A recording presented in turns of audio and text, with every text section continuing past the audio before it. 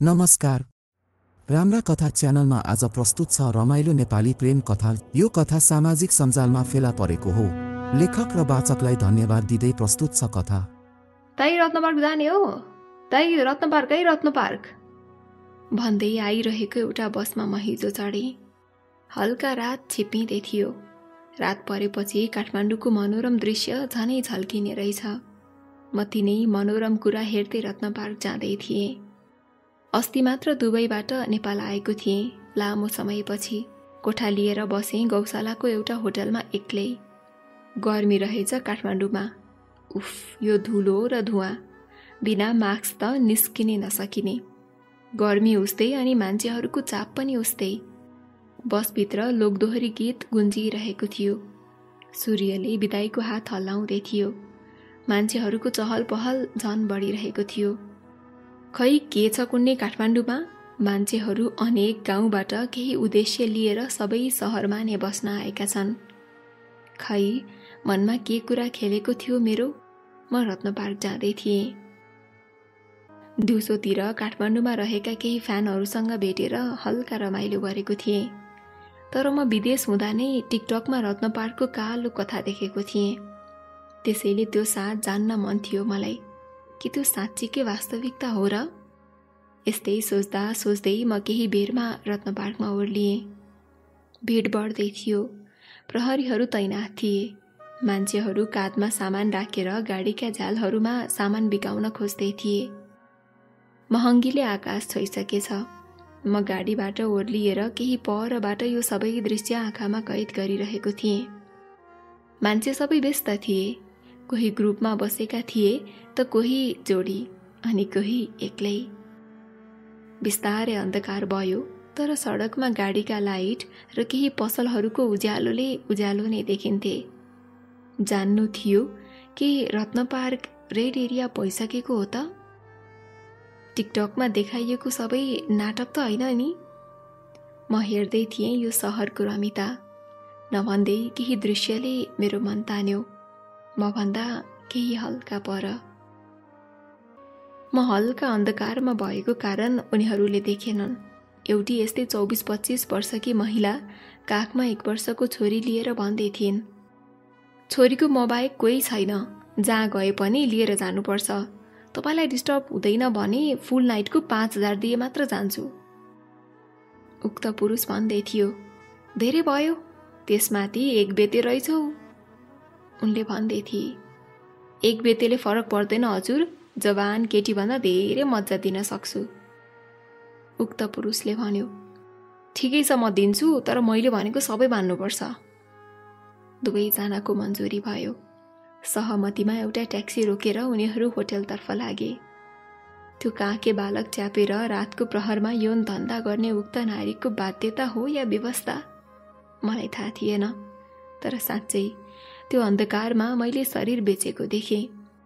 एउटालाई गरिबी टाल्नु थियो त अर्कोलाई शरीरको प्यास। थाहा छैन कि त्यो पैसा पाएर उनी खुसी थिइन् या उनको शरीर पाएर उक्त पुरुष। के जान्न चाहेको थिएँ त्यो थाहा पाएँ अनि म कोठातर्फ आउनलाई पाइला बढाउन लाग्दा आवाज आयो केही परबाट, सुन्नुहोस् न, जाने हो? ग्राहक कुरेको 3 घण्टा भइसक्यो, कोही भेटिन। फुल नाइट नभए पनि 1 घण्टा प्लिज। मैले पछाडि फर्किएर हेरेँ। एउटी युवती 22-23 वर्षकी कलेज ड्रेसमा नै थिए। उनी मेरो नजिक आइन् अनि भनिन्, गाउँमा आमा बिरामी छिन्, कोठाको भाडा नै तिर्न सकेको छैन, खर्च नभएर धेरै गाह्रो भएको छ। अरू कपडा लगाउँदा प्रहरीले समात्छ, कमाएको आधा पैसा लान्छ, केही भन्यो भने नराम्रो मुख छाड्छ र मनमा बिच्ने नाम काटेर कराउँछ। जसरी पनि पैसाको आवश्यकता परेको छ मलाई, प्लिज हिँड्नुहोस् न, बरु हजुरलाई म डिस्काउन्ट दिन्छु। उनको कुरा सुनेर म एकछिन त चुपचाप बसेँ। पढे लेखेकी केटी, त्यो पनि कलेज ड्रेसमा, यौनका लागि मसँग आग्रह गरिरहेकी थिइन्। साँच्चीकै काठमाडौँ सहर विचित्र नै रहेछ। एउटी नारीले आइज मसँग सुत अनि पैसा दे भनेर खुल्लम खुल्ला एउटा पुरुषलाई निमन्त्रणा दिइरहेकी थिए। म चुप बसेको देखेर होला उनले सोधिन्, नयाँ हो कि क्या हो तपाईँ यो ठाउँमा? मैले विनम्र हुँदै भने, हो नि, हिजो मात्र विदेशबाट आएको, उनले मलाई फुर्काउँदै भनिन्। हो र, छप्प गाँठ कमाएर आएको होला हजुरले त। अब विदेशमा हुन्जेल यौवनको भोक त पक्कै लागेको होला। झन् यस्तो राम्री केटीले नै हजुरलाई अफर गरिरहेकी छे, प्लिज जाउँ न। हुन त मान्छेलाई सहयोग गर्नुपर्छ, तर मेरो अवस्था फरक थियो। यहाँ सहयोग गरौँ भने कसैको यौवनसँग खेल्नुपर्छ मैले। अनि त्यो खेले बापत उनको मुहारमा खुसी छाउने छ, किनकि उनको शरीरसँग खेले बापत उनले पैसा पाउने थिएन्। अझ मलाई त डिस्काउन्ट दिने रे। मैले सोधेँ, म पूर्वको मान्छे हो, हुन त लामो समयको विदेश यात्रापछि नेपाल आएको हुँ, तर काठमाडौँ त धेरै विकसित भइसकेछ। अब त खुल्ला तरिकाले नै नारीले नै आइज म माथि चढेर शारीरिक प्यास मेट भन्दा रहेछन्। मेरो कुरा सुनेर उनले भनिन्, आश्चर्य मान्नु पर्दैन हजुर, यो काठमाडौँ सहर हो, यहाँ पैसामा हरेक कुरा किनबेच हुन्छ। मैले सोधेँ, हजुर त पढे लेखेको हुनुहुन्छ, यसरी शरीर बेचेर पैसा कमाउनु भन्दा काम गरेर पनि त खान सक्नुहुन्छ नि। मेरो कुरा सुनेर उनले ठुलो हाँसोमा त्यो ठाउँ नै गुन्जायमान गरिन्। अनि उनले आफ्नो हाँसो रोक्दै भनिन्, यो सहरमा मेहनत गरेर पैसा कमाउने? नहसाउनुहोस् न, हरेक ठाउँमा काम गर्न जाँदा कि त पैसा माग्छ कि त शरीर। यो काठमाडौँ हो, यहाँ केही पाउन केही गुमाउनु पर्छ। मैले सोधेँ, तर यो त गलत हो नि होइन र? उनले भनिन्, हामी खुल्ला तरिकाले ग्राहक बोलाएर पुरुषलाई सन्तुष्टि दिन्छौँ अनि केही पैसा कमाउँछौँ, तर देख्नेहरूले हामीलाई बेश्याको उपनाम दिन्छन्। तर त्यही नारीले माया प्रेमको नाममा बोयफ्रेन्ड बनाएर सुती भने चाहिँ ऊ प्रेमिका गनिन्छे। तर आखिर सुत्न त ऊ पनि सुतेकी हुन्छे नि कुनै पुरुषसँग प्रेमको नाममा।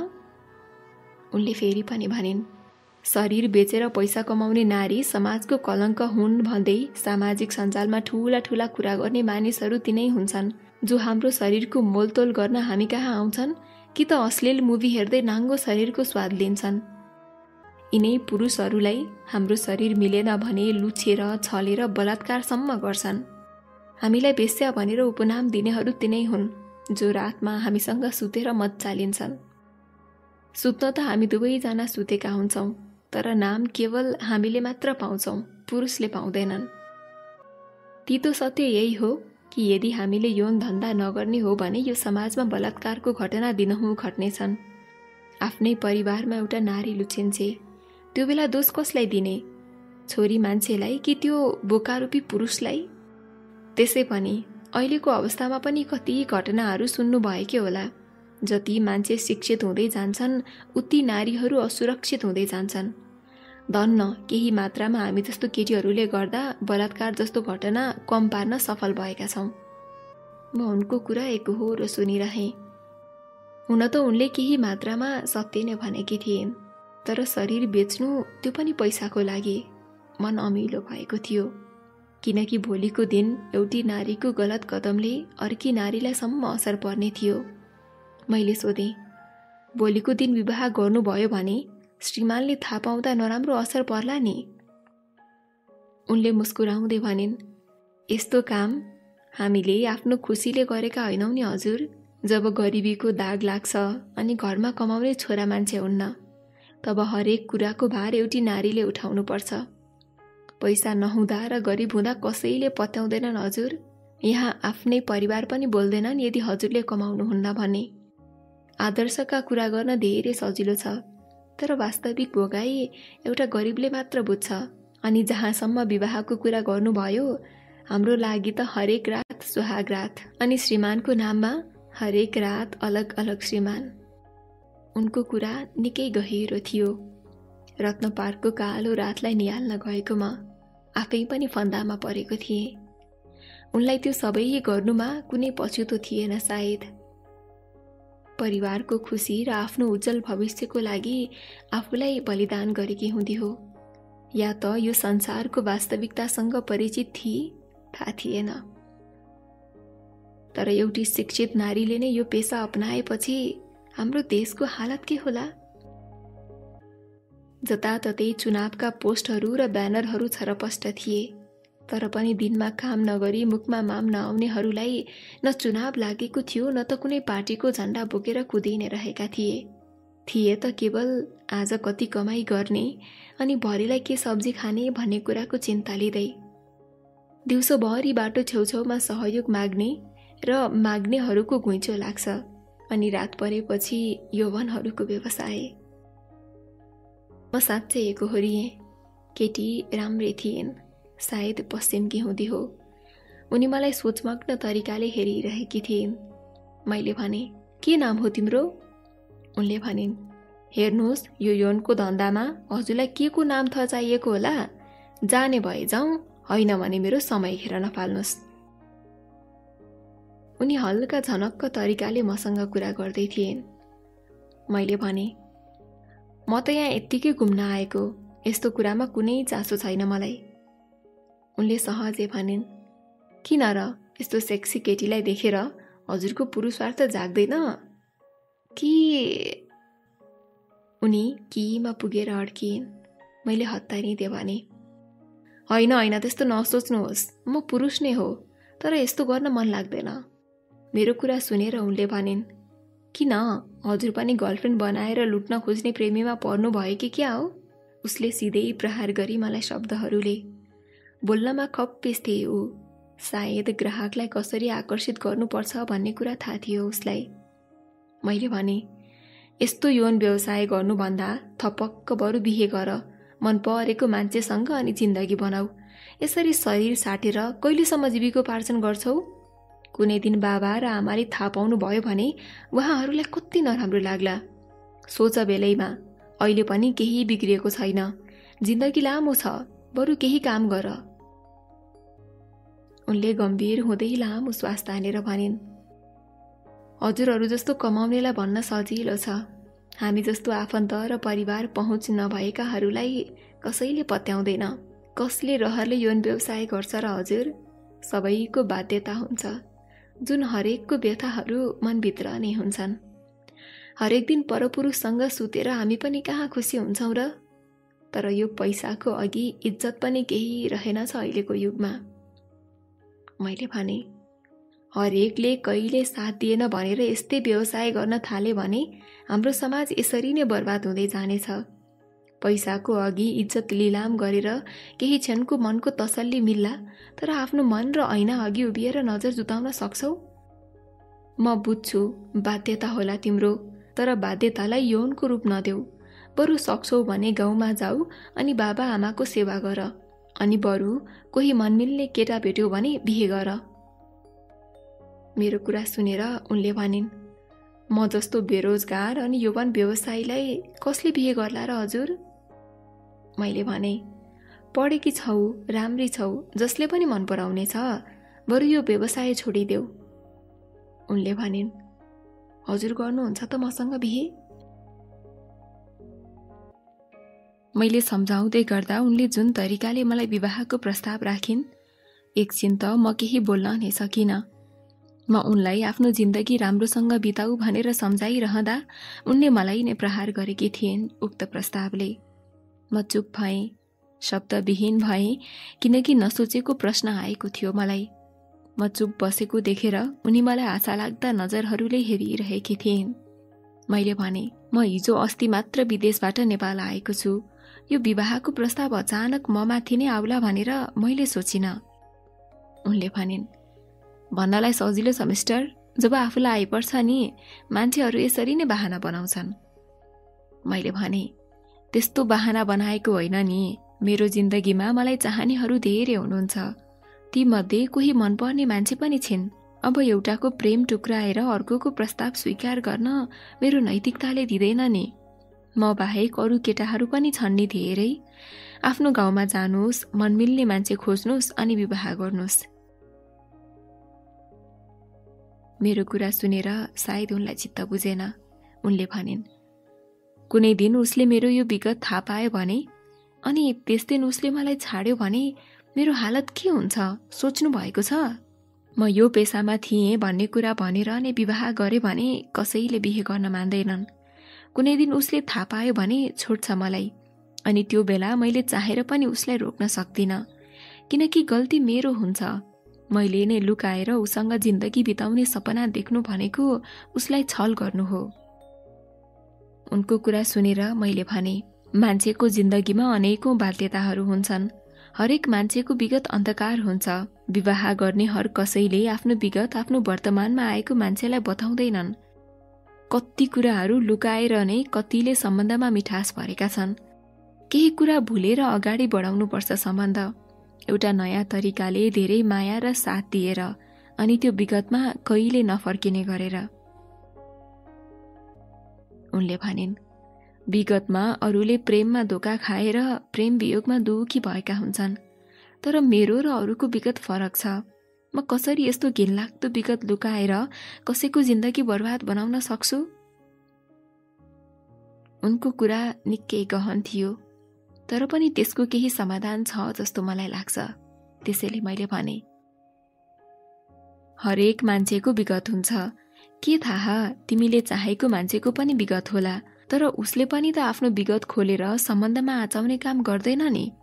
यदि उसले साँच्चै माया गर्छ भने विगतहरू कहिले कोट्याउँदैन र वर्तमानलाई अँगालेर दुवैजनाको भविष्यको बारेमा सोच्नेछ। उनले भनिन्, त्यस्तो मान्छे पाउन धेरै गाह्रो छ अहिलेको संसारमा। त्यसै पनि मसँग न धन छ न सम्पत्ति, गरिब घरकी छोरी भन्ने थाहा पाएपछि केटाप्रतिका बाबा, नन्द, आमाजु, आमा, सासु सबैले मलाई कति हेला गर्नुहुन्छ होला। सम्पत्ति नहुने घरका छोरीको हालत प्राय धेरै घरमा हरेक बुहारीले अनेकौं यातना भोगिरहेका छन्। बिचारीहरू आफ्नो माइतीमा पो भन्न चाहँदैनन् त। नत्र त आज पनि कति घरमा बुहारीहरू आँसुमा डुबेका छन्। थाहा होला नि तपाईलाई त भर्खरै भएको घटना, जहाँ बुढा, सासु र ससुरा मिलेर बुहारीलाई मारेको। मैले भने, थाहा छ मलाई, टिकटक भरि देखेको थिएँ। साह्रै दुःख लागेको थियो। कसैको फूल जस्तो तरिकाले हुर्काएकी छोरी चेलीलाई मान्छेहरू कसरी मार्न सक्छन्? कसरी त्यति धेरै यातना दिन सक्छन्? कसले भन्छ संसारभरिको आमा विश्वासिलो र सुन्दर हुन्छन् भनेर? यदि त्यस्तो हुने भए त बिचारी हरेक घरमा एउटी बुहारीले छोरीको दर्जा पाउने थिए। अमृता जस्तो धेरै चेली मारिनु पर्दैन थियो। मेरो कुराहरू ऊ एक तमासले सुनिरहेकी थिए, मानौ आजसम्म भेटेकी मान्छेहरू भन्दा फरक पाएर होला। उसले मलाई भनी, मैले आजसम्म जति पुरुषहरू यो गल्ली र यो सहरको अन्धकारमा पाएँ, सबैले शरीरको मोल तोक्ने मान्छे पाएँ, तर हजुरलाई धेरै फरक पाएँ। मलाई जिउने बाटो सिकाउँदै हुनुहुन्छ। आजसम्म सही र गलत सिकाउने कोही भएन। हुन त बाबा र आमाले सही संस्कार नै दिएका थिए, तर बाध्यता, अभाव र गरिबी यसरी आइपर्यो कि मैले केही सोच्न नै सकिन, अनि यो ठाउँमा आफूलाई समर्पित गर्न पुगेँ। म उनको कुराहरू सुनिरहेको थिएँ। रात धेरै पर्न थालिसकेको थियो। मलाई पनि गौशाला पुग्नु थियो। पर्सीको फ्लाइट थियो मेरो झापासम्मको। उनलाई ग्राहक खोज्ने क्रममा धेरै नै मैले समय खेर फाल्दिसकेको थिएँ। यो काममा फेरि नलागोस् भनेर मैले पर्स झिकेर 5,000 रुपैयाँ दिएँ अनि भने, आशा छ आजको दिनदेखि यो काम छोड्नेछौ, नयाँ जिन्दगीको सुरुवात गर्नेछौ, नारी हुनुको सौभाग्य हुने काम गर्नेछौ। यति भनेर मैले उनको हातमा पैसा थमाएर जान लाग्दा उनले सोधिन्, को हो तपाईँ? म जान्न चाहन्छु। उनले मेरो बारेमा जान्न चाहेकी थिइन्। मेरो पाइला रोकिए, किनकि बिना उनको शरीर नछोई पैसा दिएर सुध्रिनलाई मैले बाटो देखाएको कारणले होला ऊ मलाई बुझ्न खोजिरहेकी थिइन्। मैले फर्किएर हेरेँ अनि भने, केही कुराहरू अन्धकारमा नै राम्रो देखिन्छ, उज्यालोमा आउँदा सबैले देख्छन्। त्यसै पनि मलाई चिनेर के गर्छौ र? संसारमा मानवता अझै पनि छ भन्ने बुझ अनि आफूलाई बदल, त्यति भए हुन्छ मलाई। म यति भनेर जान चाहेँ। उनले पछाडिबाट भनिन्, दाई हजुरसँग कुरा गर्न चाहन्छु, मिल्छ भने भोलि भेट्नुहोस् न है, एउटी बहिनी सोचेर। बरु म त्यही पशुपति छेउमा आउँछु अनि हजुरलाई पनि हेर्न चाहन्छु। हजुरले त मुखबाट मास्क नै उतार्नु भएन। कि एउटी बहिनीले एउटा दाइलाई देख्न पाउली र बोली, म कुर्नेछु हजुरलाई। यति भनेर ऊ पनि मेरो आँखाकै सामुबाट गाडी चढेर आफ्नो कोठातर्फ लागि। केही क्षण अघि मात्र मलाई ग्राहक सम्झिने केटीले अहिले दाई भन्दै बिदा मागेर गई। मन धेरै खुसी भएको थियो। हरेकलाई सुध्रिने एउटा अवसर चाहिन्छ, त्यसको लागि बस बुझाउने मान्छे चाहिन्छ जिन्दगीमा। सायद उनलाई पनि मैले जस्तै सुधार्ने मान्छेको आवश्यकता थियो र अन्त्यमा दाईको सम्बोधन गरेर गई। साथ र हौसला दिने हो भने हर कोहीले यस्तै गलत बाटो त्यागेर आफ्नो बिग्रेको जिन्दगी सुधार्न सक्छन् भन्ने उदाहरण उनले आफूबाट दिएकी थिइन्। म पनि एउटा ट्याक्सी रोकेर गौशालातर्फ प्रस्थान गरेँ। उनलाई भेटेर अनि उनको कुरा सुनेर यति चाहिँ थाहा भयो कि हर कोही व्यक्ति त्यस्तो पेसामा रहरले लागेका हुँदैन रहेछन्। सबै बाध्यताको कारण होमिन पुग्दा रहेछन्। त्यसैमाथि काठमाडौँको भाडा, महँगी, खाना, कलेजको फी अनि घरमा कमाउने कोही छोरो मान्छे नभएपछि एउटा छोरी मान्छेलाई साँच्चै गाह्रो हुने रहेछ। उनको नामसम्म थाहा थिएन मलाई, तर पनि एउटा कलेजमा पढ्दै गरेकी युवतीले त्यस्तो काम गरेको देख्दा धेरै नराम्रो लागेर आएको थियो मलाई। साँच्चै उनले भने झैं छोरी मान्छेको इज्जत पैसाको अघि केही नहुने रहेछ। यदि साँच्चै इज्जत ठुलो हुन्थ्यो भने हरेक छोरा मान्छेले इज्जतको मान राख्ने थिए, किनबेच गर्ने थिएनन्। सायद हामी पुरुषहरूको नै कहीँ कतै उनीहरूलाई यो अवस्थामा पुर्याउनलाई ठुलो हात रहेको छ। हामी नै त हो नि त्यही इज्जतलाई राल चुहाउँदै शरीरको मोलतोल गरी पैसाको बलमा लुट्न खोज्न जाने। काश हामीले उनीहरूलाई सही र गलतको मार्ग देखाउन सके। कोही कसैको घरकी चेली त्यो अवस्थामा पुग्ने थिएनन् होला। मेरो आँखाको अघि सानो नानी बोकेर आफ्नो शरीरको परवाह नगरी बच्चाको खातिर आफू अर्को पुरुषसँग सुतेर पैसा कमाउने उक्त नारीलाई सम्झिए। उनलाई त्यो अवस्थामा पुर्याउने पनि त सायद पुरुष नै त थियो होला। बिहे गरेर छोडेको थियो होला, घर परिवारले साथ दिएनन् होला, पढेकी थिएनन् होला र त आफूलाई बेचेर भए पनि आमाको कर्तव्य पूरा गरिरहेकी थिइन् आफ्नो सन्तानप्रति। त्यो नानीले ठुलो भएपछि के बुझ्ला र आफ्नो आमाको त्याग? आमाले त्यस्तो व्यवसाय गरेर आफूलाई हुर्काएको थाहा पाएपछि त्यो आमाको सम्मान गर्ला र के छाडेर जाला? कति गाह्रो छ एउटी आमालाई सन्तान हुर्काउन। आफूलाई अनेकौं पीडामा राखेर भए पनि सन्तानलाई आँचाउन दिन्नन्। आमा भनेको आमा नै हुन्छन्, तर हरेक आमा सही हुन्छन् भन्ने पनि छैनन्। यदि हरेक आमा असल हुन्थे भने प्राय हरेक घरमा बुहारीहरू मारिनु पर्ने थिएन। सोच्दा सोच्दै म गौशाला आइपुगेँ अनि आफ्नो कोठातर्फ लागेँ। फ्रेस भएँ अनि खाना खाएर बेडमा पल्टिएँ। कोही धनी घरकी बुहारी हुँदा पनि माया सम्मान पाउँदैनन्, बरु उल्टे मारिन्छन्, त कोही पैसाको अभावमा आफूलाई बेचेर जीविकोपार्जन गरिरहेका छन्। साँच्चै नारीलाई ती सबै अवस्थामा पुर्याउने पुरुष नै जस्तो लाग्न थालेको थियो। यदि मृतक अमृतालाई उनको श्रीमानले साथ दिएको भए उनको मृत्यु हुने थिएन। उक्त नारी जो नानी च्यापेर बेस्या गरिरहेकी थिइन्, काश उनको श्रीमानले नछोडेको भए आज उनी यो अवस्थामा पुग्ने थिएनन्। र काश मलाई दाई भन्ने केटीको दाजु भएको भए आफ्नो दिदी या बहिनीलाई यो अवस्थामा पुग्न दिँदैन थिए होला। नारी गलत बाटोमा लाग्नुमा कतै पुरुषकै ठूलो हात त छैन? त्यसै पनि नारीलाई हेर्ने नजर हामी पुरुषहरूको नै गलत छ। उसले मिठो बोली भने दिमागमा गलत नियतले सोचिहाल्छौं। यसले त मलाई मन पराउँछ कि भन्ने कुरा मनमा सोचिहाल्छौं अनि त्यही सोच लिएर प्रेम प्रस्ताव राख्छौं अनि उसले इन्कार गर्छे। उसको यही इन्कारले मन दुखाउँछ पुरुषहरूको। इगोको रूपमा लिन्छन् अनि कि त बलात्कार गर्छन्, कि त साथीहरू मिलेर हत्या गर्छन्, कि त एसिड फ्याक्छन्। उक्त बिचारीलाई केही गर्दा पनि सुख छैन। उफ, साँच्चै नारीलाई केही गर्दा पनि सुख छैन। यस्तै सोच्दा सोच्दै अघि त्यो बहिनीले भनेको कुरा याद आयो। उनी मलाई भेट्न पशुपति आउँछु भनेकी छिन्। भोलि उनीसँग पशुपतिमा भेट्ने कुरा मनभरि खेलाउँदै म निदाउन पुगेँ। भोलिपल्ट बिहान 10 बजे मात्र आँखा खुल्यो। उठेर फ्रेस भएँ। मोबाइल खोलेर आफ्नो प्रोफाइलमा लेखेँ, आउनुहोस् सँगै पशुपति घुमाउँ। यति लेखेर पोस्ट गरिदिएँ। श्रम गरिसकेको थिएँ भने विराटनगरसम्मको फ्लाइटको टिकट काटिसकेको थिएँ। भोलि दिउँसोको फ्लाइट थियो मेरो 2:50 को। अचानक हिजो बेलुका उक्त युवतीले भनेको कुरा सम्झिएँ। लुगा लगाएँ र खाना नखाइकन म कोठाबाट निस्किएँ। पशुपति जानलाई जेब्रा क्रसिङबाट बाटो काटेर जानु पर्थ्यो। म्यादी पुलिसमा भेट्नेहरूले नै बाटो कटाइदिने रहेछन्। कठै मेरो देशको हालत। साना साना केटा तथा केटीहरू अनि केही अधवैसे पुरुषहरू पनि थिए। सायद सबैलाई पैसाको अभाव नै त रहेछ। त्यो तातो घाममा धुवा र धुलो खाँदै कोहीले मास्क लगाएका थिए भने कसैले लगाएका थिएनन्। पसिना र चर्किएको घाम नभनी चुनावको लागि खटिएका ती म्यादीहरूको हालत देख्दा लाग्यो अझै पनि नेपालमा बेरोजगारी कम भएको रहेनछ। तीमध्ये कोही विवाहित थिए, कोही कलेज पढ्ने त कोही अशिक्षित। म्यादी पुलिसको लागि न योग्यता खोज्यो न शैक्षिक प्रमाणपत्र, तर पनि सबैलाई समान बनाइदियो।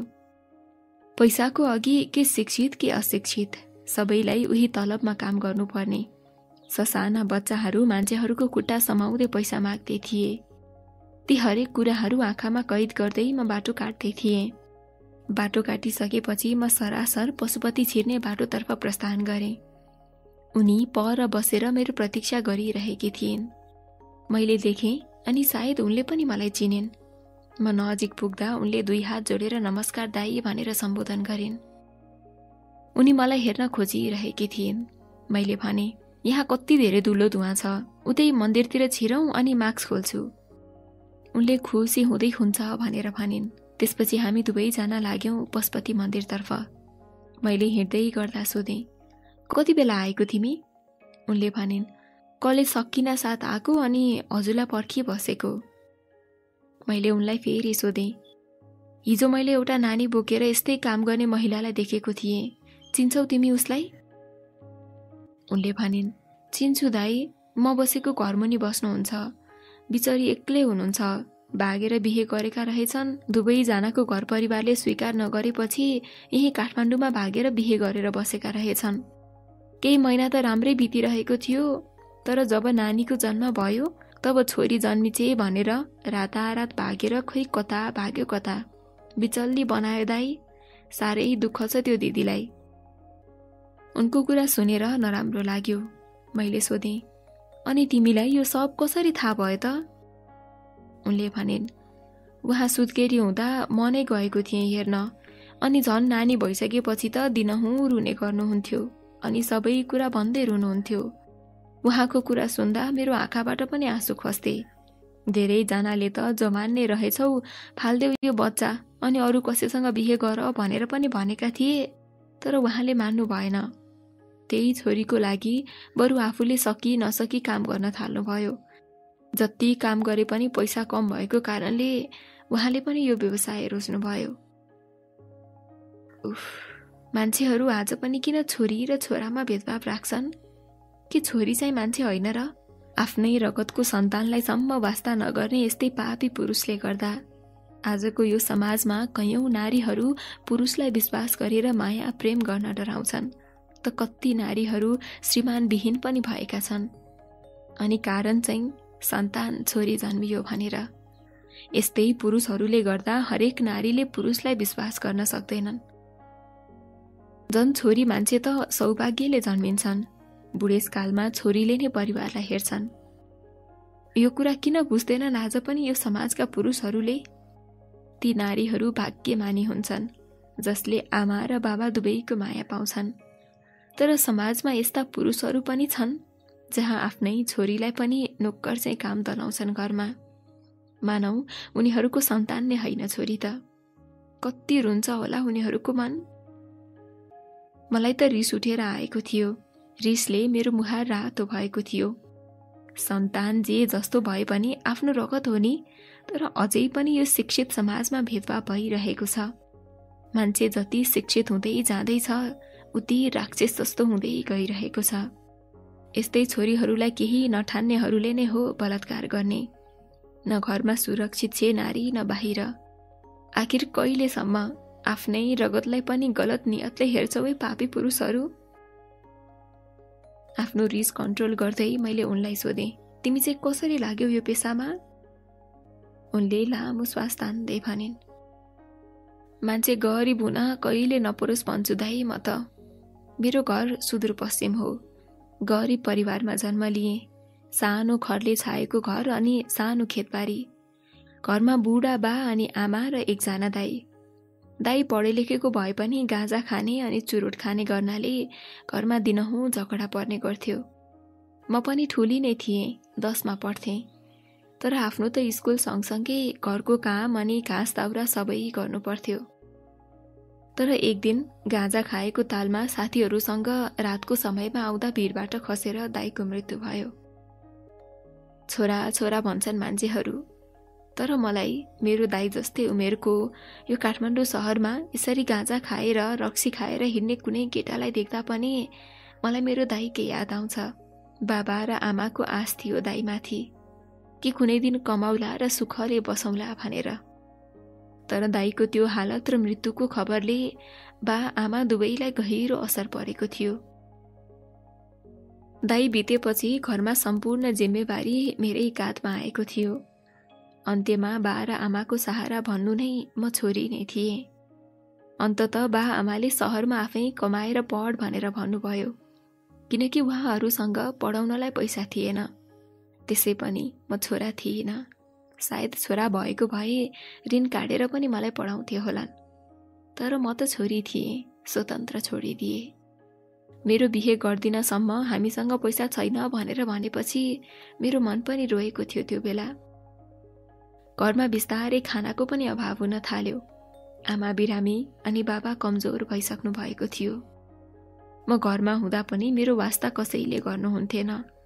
जतिसुकै उहाँहरूको सेवा गरे पनि मैले उहाँहरूको छोरा समान माया र साथ कहिले पाइनँ।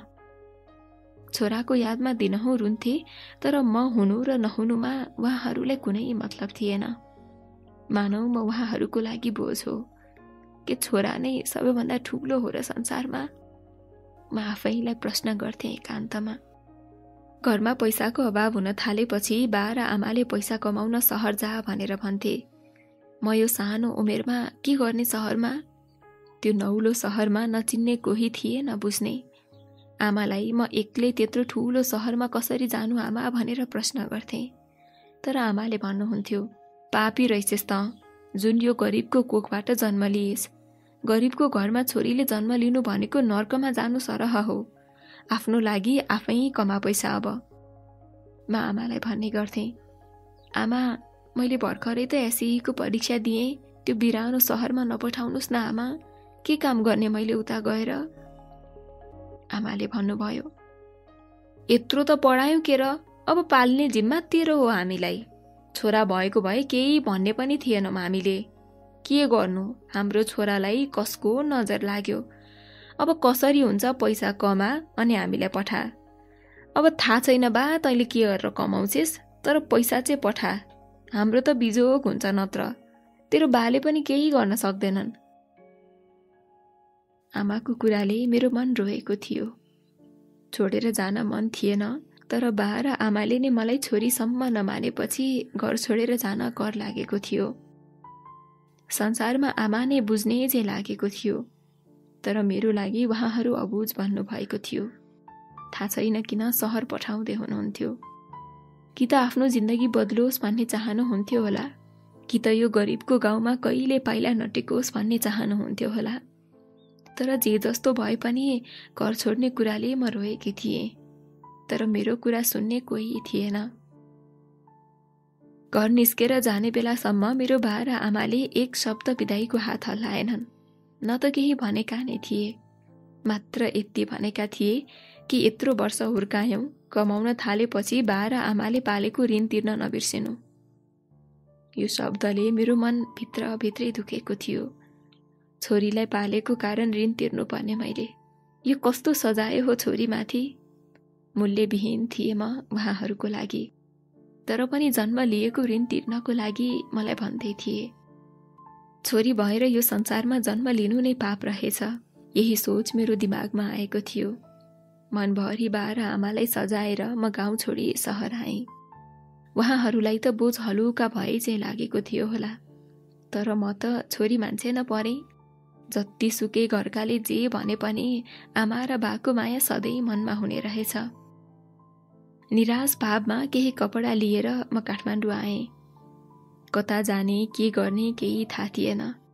त्यसबेला त्यो नानी बोक्ने दिदी र उहाँको श्रीमान बिहे गरेर भागेर आएका थिए।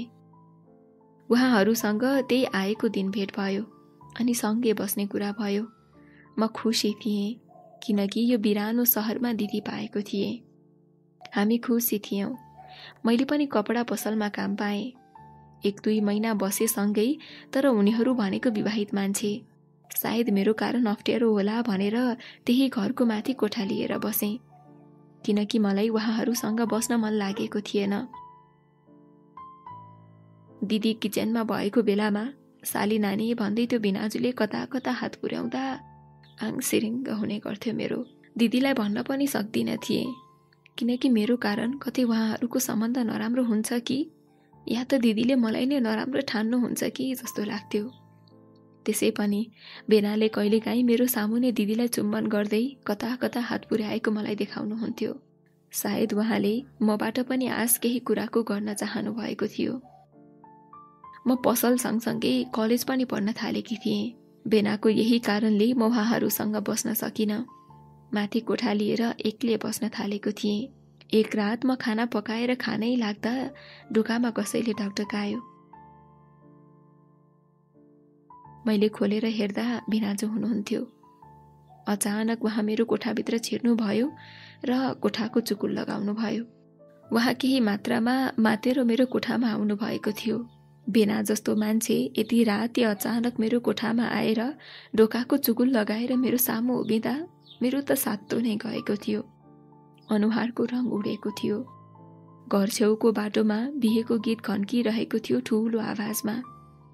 बेनाको नियत ठिक लागेको थिएन मलाई त्यो अवस्थामा।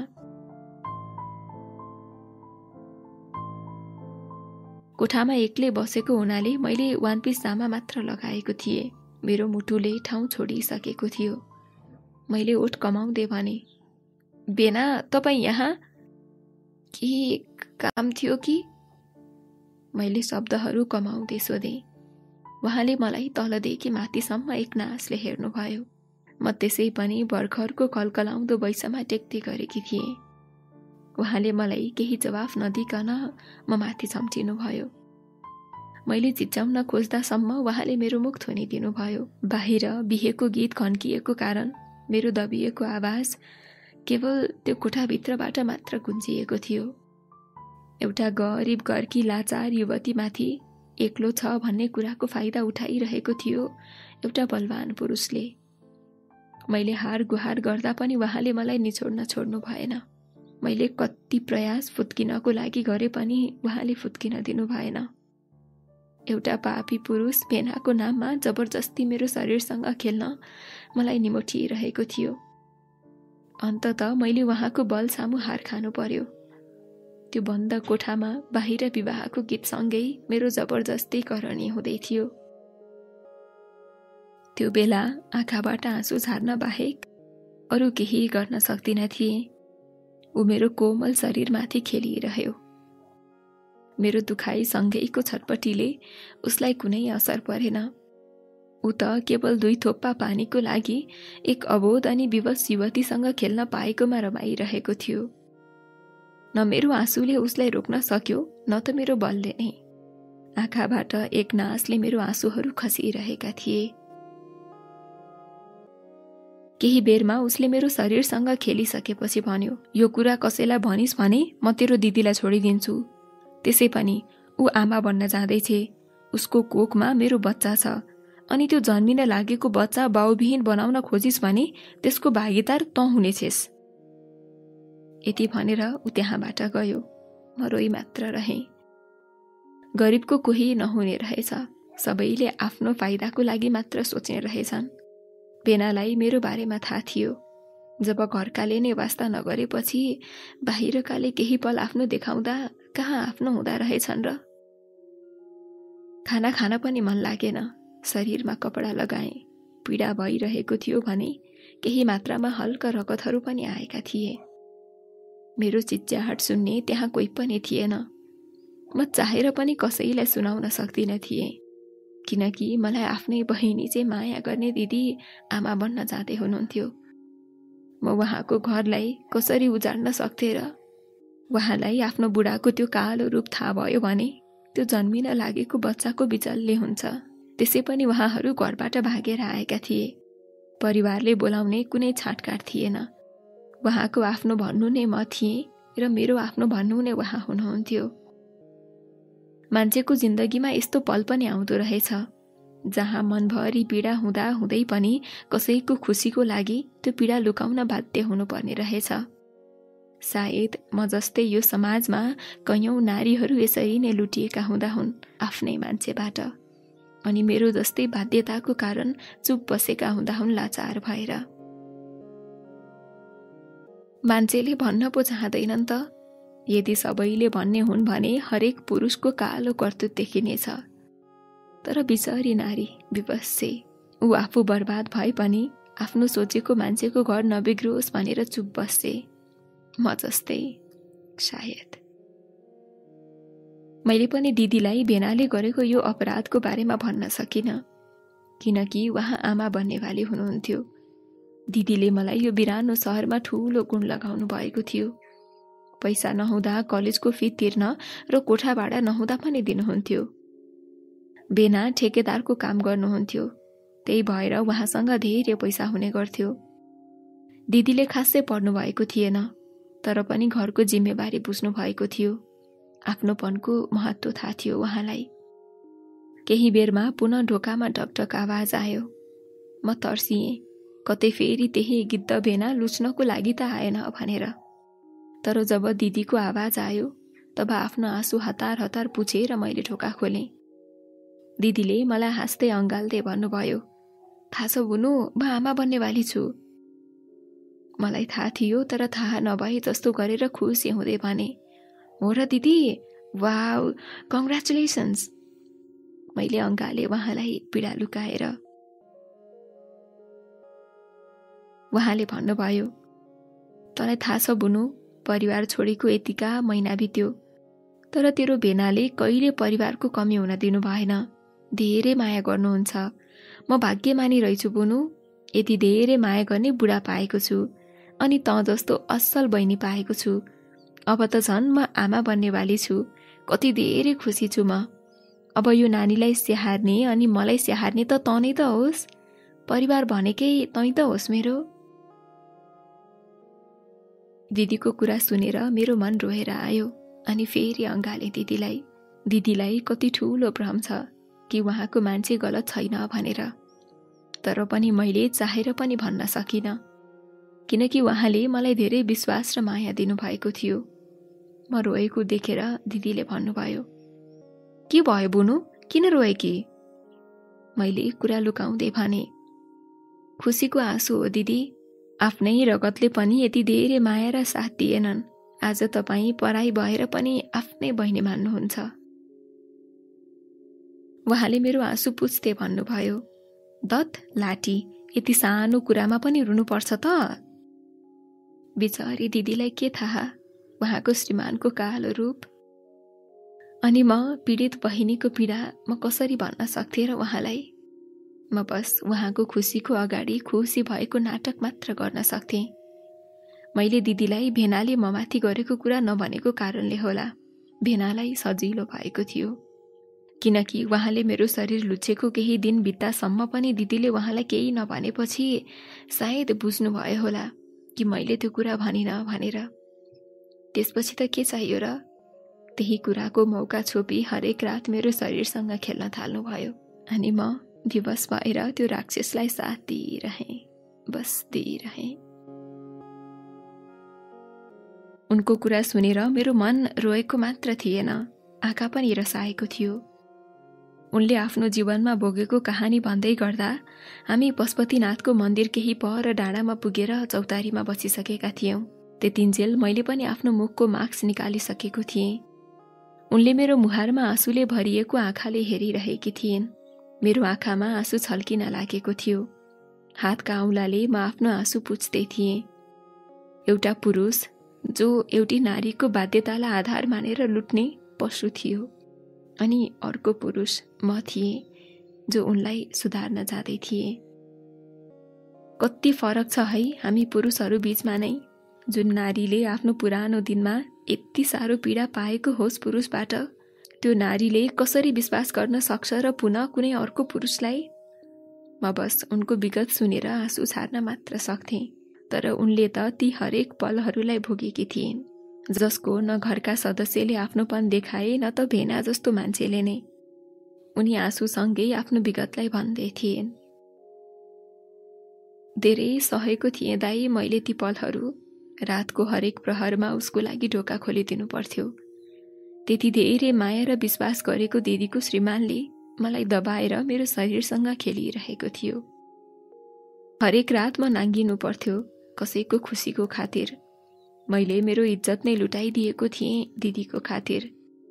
खै के भनौँ म, यो अवस्थामा के ठुलो भनौँ, इज्जत या सम्बन्ध कि पैसा? मलाई थाहा थिएन। तर हो, म चुपचाप थिएँ सम्बन्धको लागि। एउटा दिदीको विश्वासको खातिर अनि अर्को जन्मिन लागेको बच्चाको बाउको खातिर। तर बलिदान मैले दिँदै थिएँ आफ्नो शरीरको पर्वाह नगरी। मेरो हरेक रात आँसुमा भिज्ने गर्थ्यो। न कसैसँग बोल्न मन लाग्थ्यो न हाँस्न नै। परिस्थितिले मलाई गुङ्गो बनाइदिएको थियो। यता पढ्दै थिएँ, उता लुटिँदै थिएँ, उता काम पनि गर्दै थिएँ। पुरुषप्रति घृणा लागेर आउन थालेको थियो मलाई। दिदी आमा बन्न जाँदै हुनुहुन्थ्यो, म बैसमा बस्दै थिएँ। मान्छेहरू मेरो अङ्ग देखेर कामुख हुन थाल्दै थिए, चाहे त्यो सडकमा होस् या कलेजमा कि त काम गर्ने ठाउँमा। एक दिन घरबाट फोन आयो, आमा बित्नुभयो भनेर। मनभरि माया भएर पनि सहर आएदेखि म कहिले गाउँ गइन। तर आमा बितेको खबर सुनेपछि म काम गर्ने ठाउँमा नै भक्कानिएँ। मलाई गाउँ जान मन लागेर आयो त्यसै बेला। तर बाबाले फोनमा भन्नुभयो, तेरो आमाको कामको लागि पैसा पठा, यता आउनु पर्दैन। त आइज भने तेरो आमाको काम सक्नलाई पैसा हुँदैन। अलि धेरै पैसा पठा आज नै, म पनि बुढो भइसकेँ, पैसा बिना केही काम नै हुँदैन।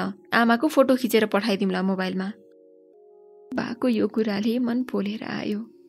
आफूलाई जन्म दिने आमाको लाससम्म हेर्न नपाउने म कति अभागी छोरी थिएँ। बाचुन्जेल त छोरीको दर्जा दिएनन्, मरेपछि पनि मुहार हेर्न दिएनन्। म भन्दा ठुलो पैसा भयो उहाँहरूको लागि। आमा र बाले कहिले मलाई आफ्नो सन्तान नमाने पनि मैले त मानेको थिएँ नि। अनि सदैव बा र आमाको दर्जा उहाँहरूलाई दिइरहेको थिएँ। अचानक पैसा के गरेर पठाउनु मसँग थिएन। दिदीसँग पनि कति माग्नु, धेरैचोटि मागिसकेको थिएँ। दिदीले फेरि बेनासँग माग्नुहुन्थ्यो। बेनासँग माग्नुको मतलब आफूलाई लुटाउनु जस्तै थियो। आँखाभरि आँसु पारेर रुनु सिवाय केही उपाय थिएन मेरो।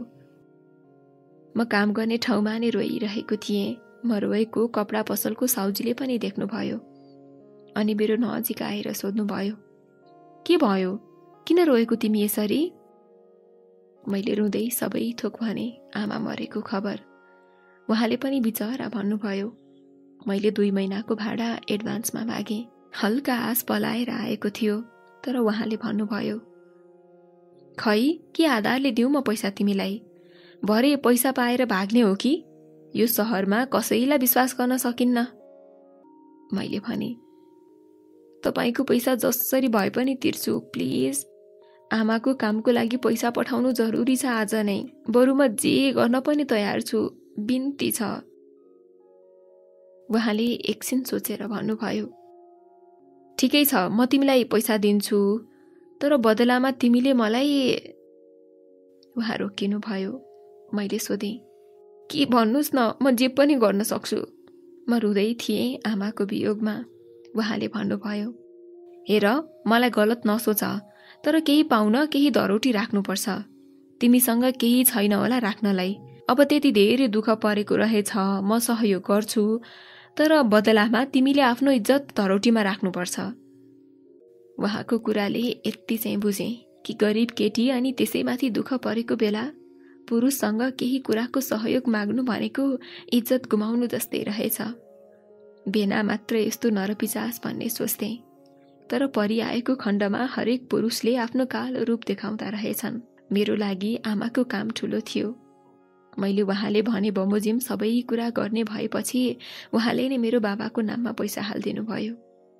मैले यताबाट बाबालाई पैसा पठाएको नम्बर दिएँ। उता आमाको दाह संस्कार हुँदै थियो, यता म आफ्नो देह कसैलाई पैसाको निम्ति सुम्पिँदै थिएँ। म आमाको यादमा आँसु खसाल्दै साहुसँग शरीरको स्पर्श गर्दै थिएँ। उता मेरी आमा यही शरीरको मोलको पैसामा जल्दै थिए। थाहा छैन मेरो मात्र भाग्य यस्तो हो कि हरेक छोरी मान्छेको, तर म हर दिन प्रार्थना गर्थेँ कि मेरो जस्तो दुःख कुनै चेलीले बोक्न नपरोस् भनेर। म आफ्नो इज्जत साहुलाई लुटाएर काम सकेर कोठामा आएँ। दिदीलाई आमाको मृत्युको खबर सुनाएँ। उहाँले धेरै सम्हाल्नु भयो। मेरो सहारा भन्नु नै उहाँ मात्र हुनुहुन्थ्यो। आमाको काम नसकुन्जेल म कलेज पनि गइन अनि काममा पनि गइन। 13 दिन म केवल कोठामा मात्र बसेर रोइरहेँ। थाहा छैन म किन बाँचिरहेको छु यो सबै पीडा पाएर।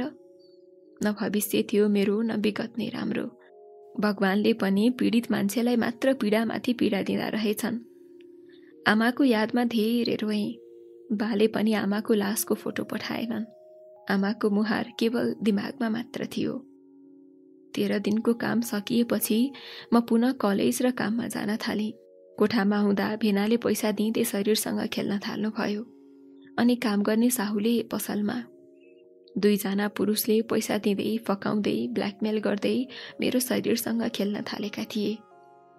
त्यो बेला महसुस भयो म त यी 2 जना पुरुषको लागि रखेल भइसकेछु, बेस्या भइसकेछु।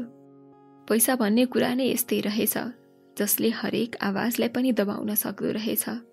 म विवश र लाचार नारी थिएँ। यो शहरमा मेरो आफ्नो सोचेकाहरूले नै मलाई लुटेका थिए। पीडाका पहाडहरूले थिचिँदा पनि आइयासम्म भन्न सकिरहेको थिइनँ मैले। हरेक रात त्यो निष्पट बन्द अन्धकार कोठामा आँसुहरू छल्किएको आवाज ती अबोझ भित्ताहरू र सिरानीले मात्र बुझ्न सक्ने थिए। मेरो आवाज मौन तरिकाले यही कोठामा गुन्जिएको थियो। यही कोठामा म बारम्बार लुचिएकी थिएँ, चिथोरिएकी थिएँ। आफूले सोचे जस्तो कोही आफ्नो नहुने रहेछ। यो काठमाडौँ जस्तो शहरमा महँगीले आकाश छोएको थियो।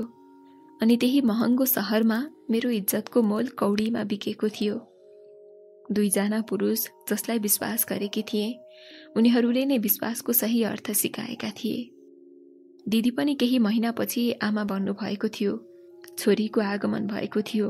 तर छोरी जन्मिएको थाहा पाएदेखि नै भेनाले छोडेर जानुभयो। त्यो बेला थाहा भयो छोरा मान्छे कतिसम्म नीच हुन्छन् भनेर।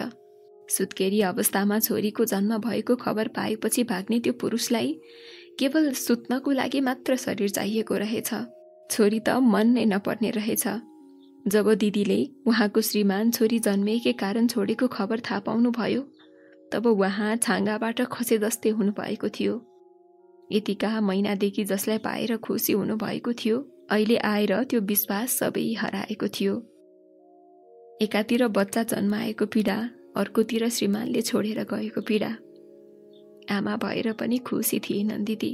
बिचरा मेरो दिदी जस्तै कयौं घरमा आज पनि छोरी जन्मिएकै कारण हरेक बुहारीहरूले सासू ससुरा या त श्रीमानबाट नै पीडाहरू पाइरहेका छन्। कतिले त छोरी जन्मेकै न्युमा डिभोर्स दिएका छन्। कि हामी छोरी मान्छेहरू सामान हो र, जसलाई मन लाग्यो खेल्यो अनि मन नलाग्दा छाडेर गयो। पापी यो समाजमा आज पनि कयौं घरबार छोरी जन्मिएकै कारण बिग्रिएको छ। दिदीलाई मैले सान्त्वना दिन बाहेक केही दिन सक्दिन थिएँ। म आफै पनि त धेरै दुःखमा थिएँ। एकातिर शरीर लुटाइरहेकी थिएँ, अर्कोतिर आमा बितेको पीडा। म आफूलाई सम्हालौं या दिदीलाई? हामी 2 नारी त्यो एकल कोठामा आँसु बगाउँदै पीडा साटिरहेका थियौं।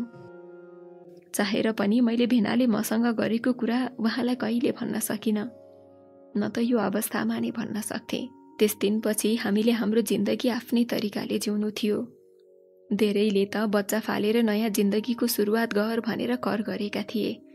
तर दिदीले आफ्नो छोरी फाल्न मान्नु भएन, बरु संसार देखाउने चाहना गर्नुभयो। सोचे जस्तो एउटी छोरी मान्छेलाई यो शहरमा बच्चा हुर्काउन कहाँ सजिलो थियो र? दिनहुँ पैसाको अभाव हुन थालेको थियो। के गर्ने नगर्ने हामी दुवैजना दोधारमा परेका थियौँ। मेरो जागिरले सम्म मलाई कोठा भाडा, कलेजको फी र खाना खान पुग्न धौधौ परेको बेलामा त्यही पैसामा दिदी र उहाँको छोरीलाई सम्म हेर्नु पर्थ्यो। दिदी खासै पढे लेखेको हुनुहुन्थेन। 2-3 महिना बितिसकेको थियो। दिदी पनि केही मात्रामा हिँड्न थाल्नु भएको थियो। एउटा नपढेको, केही सिप नजानेको नारीलाई यो काठमाडौँ जस्तो सहरमा कसले काम दिन्छ र? छोरीको खुसीको लागि उहाँले धेरै काम खोज्न भौतारिँदा पनि काम पाउनु भएको थिएन। एक रात म दिदीलाई नै कुरेर बसिरहेको थिएँ नानीलाई लिएर। दिदी काम खोज्न बाहिर जानु भएको थियो। साँझतिर आउनुभयो। कोठामा पसेर 5-10 हजार पैसा देखाउनु भयो। यति धेरै पैसा अचानक देखेर मैले सोधेँ, कहाँबाट पाउनुभयो दिदी यत्तिका पैसा? मेरो कुरा सुनेर उहाँले आँसु झार्दै भन्नुभयो, यत्तिका दिनसम्म भौतारिएर काम खोज्दा पनि काम नपाएपछि मैले आज आफैलाई बेचिदिएँ बहिनी। शरीर सुम्पिएर कमाएँ पैसा। छोरीको हेरचाहको लागि आज एउटी आमा विवश भएर होमिदिएँ, कुनै परपुरुषको पैसाको लागि। दिदीको कुरा सुनेर म पनि रोएँ। हुन त हामी दुवैजना पैसा सँगसँगै आफन्त र परिवारबाट पनि पीडित थियौँ। त्यसपछिका दिनहरूमा दिदी हरेक रात छोरी च्यापेर रातको काम गर्न थाल्नुभयो। मलाई काम गर्ने ठाउँमा साहुले बिना कारण शरीरसँग खेल्ने तर तलब पनि नदिने भएपछि मैले पनि काम छोडिदिएँ। अनि दिदी जस्तो मैले पनि त्यही काम गर्न थालेँ। हामी दुवैजनाको रहर थिएन यो सबै गर्नमा, तर विवश थियौँ हामी। परिस्थितिले मान्छेलाई केबाट कस्तोसम्म बनाउँदो रहेछ। यो पैसाले न शिक्षित खोज्यो न अशिक्षित, खोज्यो त केवल इज्जत। पैसा कमाउन छिटो र छरितो, तर यो पेसा कहाँ सजिलो छ र? ग्राहकले भने चाहिँ अनेक गर्नुपर्ने। कहिले त पैसा पनि आधा दिने, रिसाउने, गाली गर्ने गर्छन्। पेसाले म बेस्या होइन दाइ, तर समयले मलाई यहीँ पुर्याउन बाध्य बनायो। अरू नारीहरू बिहान दिउँसो सजिएर निस्किन्छन् होला, तर हामी रातको प्रहरमा सजिएर निस्कने गर्छौं। ग्राहकलाई खुसी पार्न कति धेरै पीडा भोग्नु र सुन्नुपर्छ। यो सहरले हामी दुवैजनालाई बेस्याको उपनाम दियो दाइ, ऐनामा पनि नजर मिलाउन नसक्ने गरेर। केही बन्न भनेर यो सहरमा आएकी थिएँ। बा र आमाले वास्ता नगरेको देख्दा केही गरेर अनि नाम कमाएर मात्र गाउँ फर्किने र छोरा समान दर्जा उहाँहरूको सामु कमाउने इच्छा थियो। के सोचेँ, के भयो? नाम त कमाएँ, तर रातको एक प्रहरको लागि बेस्याको उपनाम। हामी नारीहरूको बाध्यता यहाँ कसैले बुझ्दैन दाइ। सबैले गलत सोच्छन्। टिकटकमा लुकाएर कसैले भिडियो हाल्छ, कुनै ग्राहकसँग बार्गेनिङ गरेको। त्यसको लागि पनि मुहार छोपेर छलेर बोल्नुपर्छ। काम नगरेकी होइन दाइ मैले, तर जहाँ पनि शरीरको नै आहुति दिनुपर्ने। यो कस्तो सहर हो दाइ? उनको कुरा सुनेर मेरो पनि आँखामा आँसुको ठिक्का खसिरहेका थिए। तल बागमती छेउमा केही लासहरू जल्दै थिए। आफ्ना र परिवारहरू रुँदै थिए। सबैको आफआफ्नो पीडा छ, समस्या छ, तर उनको समस्या त्यो मृत्युभन्दा फरक थियो। परिवार भएर पनि परिवार साथमा थिएन। पल पल मृत्युसँग लडेर बाँचिरहेकी छिन्। साँच्चै यो काठमाडौँ सहरले उनलाई जस्तै कैयौँलाई यो पेसामा आबद्ध हुन बाध्य गराएको छ। कैयौँको घरबार चलिरहेको पनि छ। कसको मन हुन्छ होला र शरीर पैसासँग साट्नलाई? कतिको बाध्यता होलान् त कतिको अभाव। एउटा पराई पुरुषलाई उनले आफ्नो जिन्दगीको भोगाई सुनाइरहेकी थिइन्। सायद मैले उनको शरीर नछोइकन जिन्दगी बदल्नको लागि केही रुपैयाँ र जिन्दगी जिउने सही तरिका सिकाइदिएकोमा होला। उनले पुनः लामो समयपछि फेरि कुनै पुरुषलाई विश्वास गरेकी छिन्। त्यही भएर दाइको सम्बोधन गरेकी थिइन्। नत्र त म जस्तै केटोले मात्र नभएर कति बाउ जस्तो उमेरका मान्छेले सम्म उनको शरीर लुच्यो होला। पैसाको बलमा उनको शरीरसँग खेल्ने पुरुषको रहर थियो होला, तर उनको भने बाध्यता थियो। उनले फेरि भनिन्, ढिलै भए पनि हजुरले मलाई सम्झाइदिनु भयो। अन्धकारको यात्री चाहिँ म लम्किरहेको थिएँ, गन्तव्यविहीन भएर। हजुरले भने जस्तै कुनै राम्रो काम खोजेर गरौँला दाई, जहाँ छोरी मान्छेको शरीरमा लोभिएर होइन, आफ्नै परिवारको सदस्य चाहिँ एउटी चेलीलाई काम दियोस्। काश यसरी सम्झाउने मान्छे मेरो जिन्दगीमा पहिले नै आएको भए आज म यस्तो हुने थिएन। उनले यो सबै भनिसक्दा उनको मोबाइलमा धेरैचोटि फोन आइसकेको थियो। सायद उनको ग्राहकहरू थिए होलान्। उनले कसैको फोन उठाएकी थिएनन्। उनले मेरो सामु नै आफ्नो फोनको सिम भाँचेर फालिदिन् अनि भनिन्, आजबाट म यो काम गर्ने छैन दाई। एउटा बहिनीको बाचा भयो एउटा दाईलाई। म धेरै खुसी भएँ। कसैको जिन्दगीले नयाँ मोड लिँदै थियो। मेरो सानो स्वार्थविहीन सहयोगले उनको गलत बाटो छुट्दै थियो। आँखाको आँसु मैले जस्तै उनी पनि आफ्नो आँसु पुछ्दै थिइन्। मैले आफ्नो आँसु पुछ्दै भने, हेर, हिम्मत चाहिन्छ शरीर सुम्पनलाई पैसाको भरमा। त्यो त केवल एउटी बाध्यता र अभावमा सुम्पिनु पर्ने नारीलाई मात्र थाहा हुन्छ। हजारौं सपनाहरू टुट्छन् हरेकसँग स्पर्श गर्दा। तिम्रो त अझै पनि केही बिग्रिएको छैन। उमेर छ, अब राम्रो काम गर। बरु निस्तो खाना खाऊ तर गलत बाटो नरोछ। पढाइमा ध्यान देऊ। पैसासँग आफ्नो अमूल्य इज्जत नफाल। खुसी लाग्यो तिमीसँग कुरा गरेर। आशा छ एउटा दाईलाई दिएको बाचा जीवनभरि पूरा गर्नेछौ। उनले भनिन्, अझै पनि यो संसारमा निस्वार्थ रूपले सहयोग गर्ने र सम्झाउने मान्छे भेटिँदा रहेछन् भनेर हजुरबाट बुझेँ दाई। म आफ्नो बाचा भुल्दिनँ। त्यसैले पनि हजुरको सामु नै सिम भाँचेर फालिदिएको छु।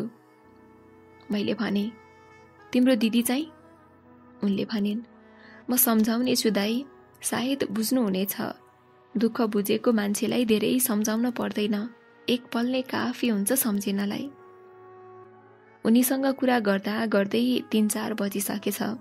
उनको नम्बर त थिएन, तर पनि मैले मेरो नम्बर छोडिदिएँ अनि भने, केही पर्यो भने खबर गर्नु। उनले लिँदै भनिन्, एउटा अपरिचित युवतीलाई बहिनीको दर्जा दिएर ठूलो उपकार गर्नुभएको छ। त्यो नै मेरो लागि आशीर्वाद समान छ। बस यो बहिनीलाई हमेसा याद गरिदिनु है दाई, त्यति भए पुग्छ।